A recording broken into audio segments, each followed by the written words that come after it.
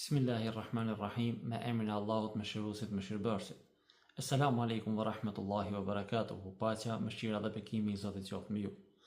Vëllezër dhe motra, duhet të ndaj me ju një bashkëbisedim që kam bërë para shumë vitesh me një nga profesorat e mi, ish mufti në një nga provincat e Stambollit për 25 vite me radhë.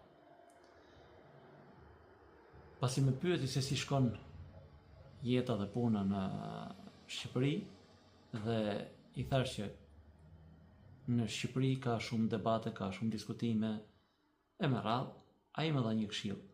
Më tha: mos bëj debat me ata të cilët të paragjykojnë, sepse çfarëdo lloj argumenti që mund të japësh, ata për shkak të paragjykimit që kanë ndaj teje, nuk do ta besojnë. Ky qoftë ajet kuranor apo hadith.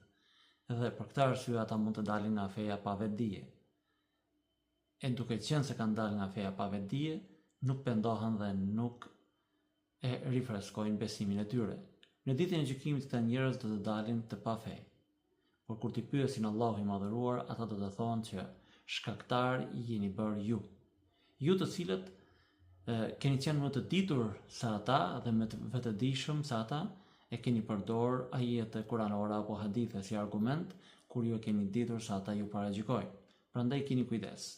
Mos debatoni me këdo me ajete kuranore dhe hadithe, mos diskutoni me këdo, sepse paragjykimi i atyre mund t'i nxjerrë ata nga feja, por mund t'ju bëjnë edhe ju shkaktar të një gjunaje të madh.